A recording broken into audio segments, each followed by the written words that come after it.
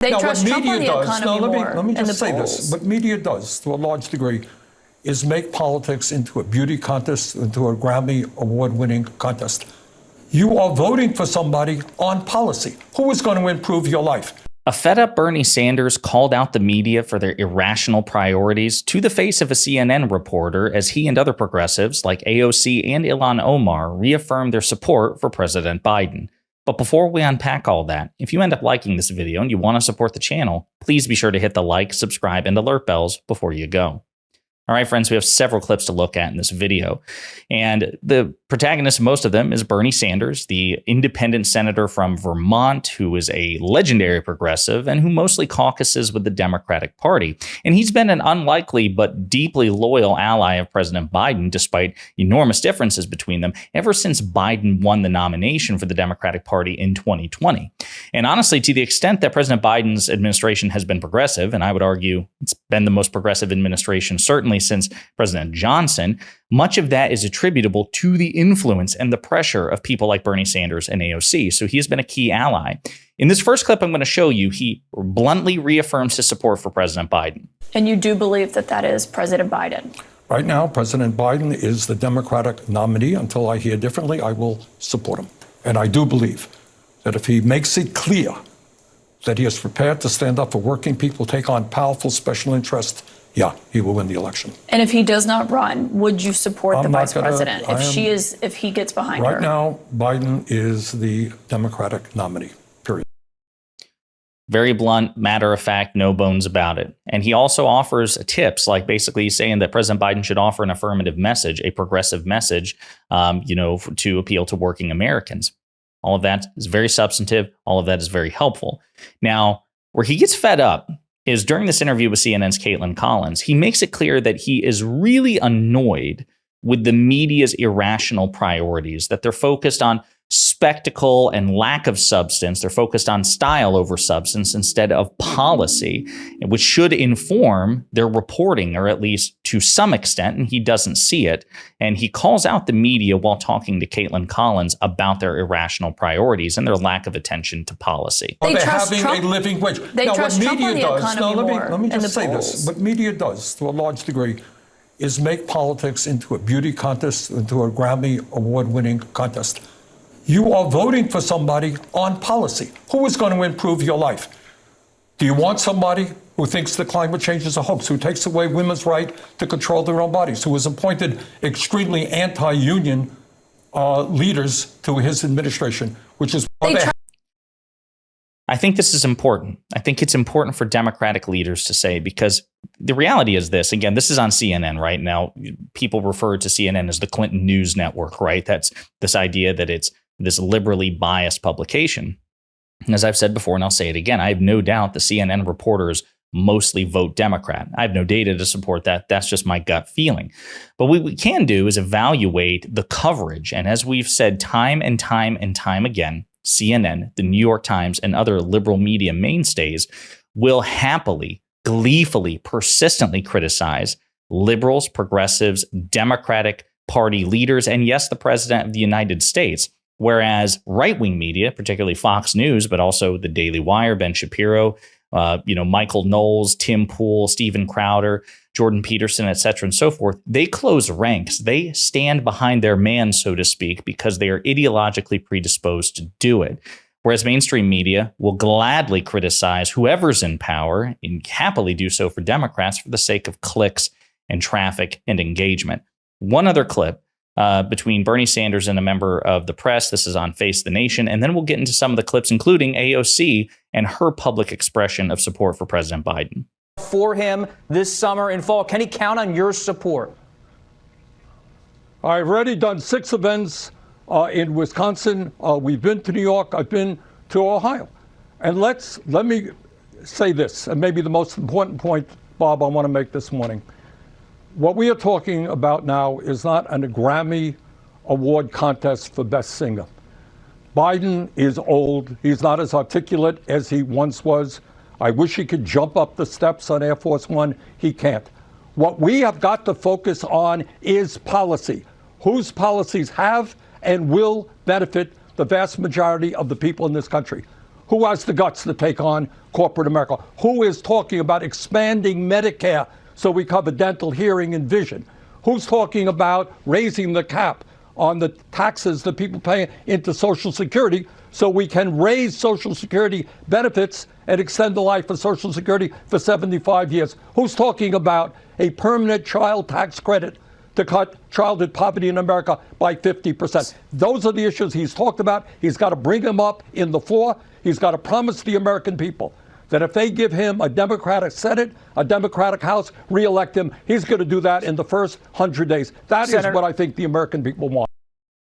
I think Bernie Sanders is right. I also think it's important that he is acknowledging that President Biden does indeed support those things. I mean, the fact of the matter is, certainly compared to Donald Trump, President Biden's agenda has been infinitely more friendly to working class Americans. So President Biden did preside over the enhanced child tax credit, which cut child poverty in half. 50 Republicans in the United States Senate killed an attempt to prolong the enhanced child tax credit.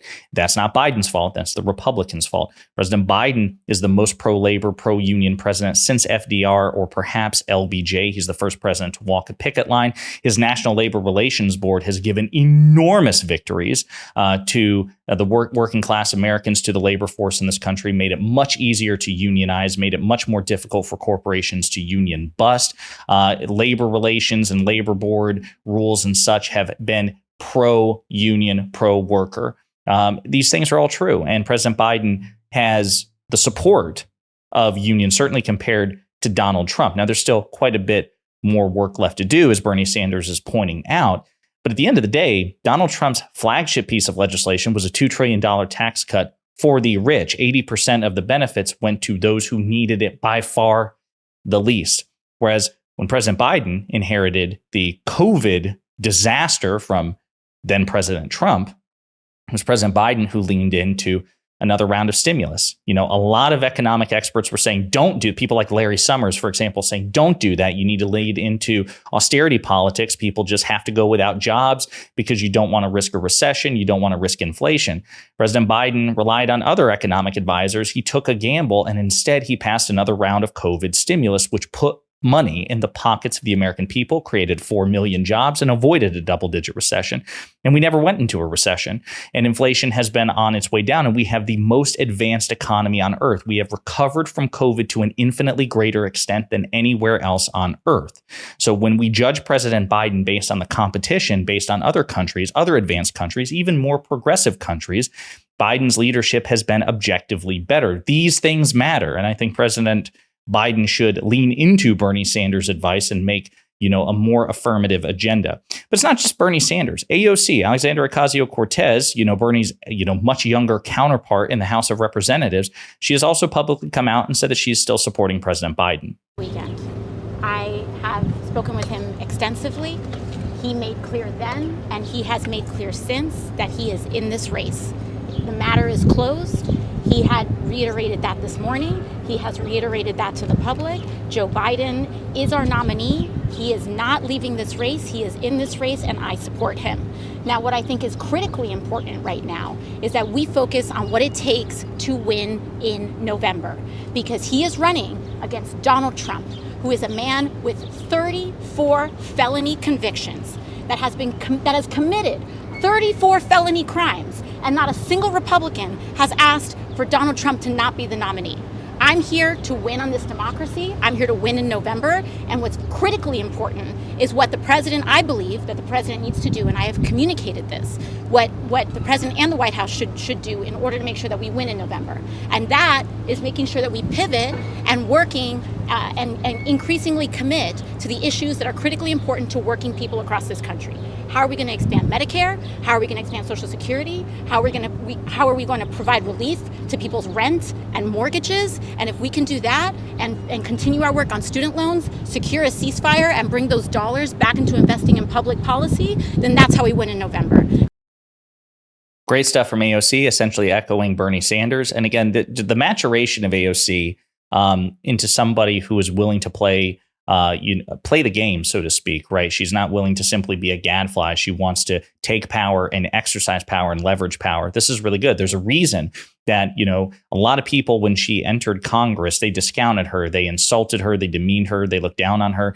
but she is so accomplished and she is so respected in the Democratic caucus that she is the vice-ranking member of the House Oversight Committee, arguably the most important and powerful and influential committee in Congress because it exercises oversight of the executive branch. She's right under Jamie Raskin.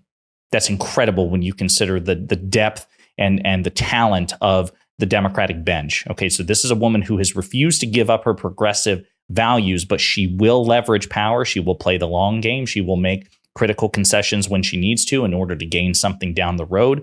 Love this about her. She's going to back the nominee no matter who it is, as well she should, when the alternative is Donald Trump. It's not just her too. Pramila Jayapal, the leader of the Progressive Coalition in the House of Representatives, has also publicly reaffirmed support for President Biden while also urging President Biden to do better in terms of allaying fears and persuading voters. And Ilhan Omar as well. Ilhan Omar and members of the squad, they are also backing President Biden, despite enormous policy disagreements, particularly with respect to Gaza and Israel, Palestine. So, folks, the point here isn't just the fact that the progressives are rallying behind the Democratic nominee, which in my opinion is a good thing. It doesn't matter who the Democratic nominee is. They are simply better than the Republican alternative, and especially when that Republican alternative is a MAGA Republican, the chief MAGA Republican like Donald Trump. But I think it's also important to call attention to the fact that Bernie Sanders just called out the media for their irrational priorities. At the end of the day, the media makes editorial decisions, what they choose to focus on, how long they choose to focus on it, how far they go focusing on it. That's something that they choose to do themselves. They make those choices every day.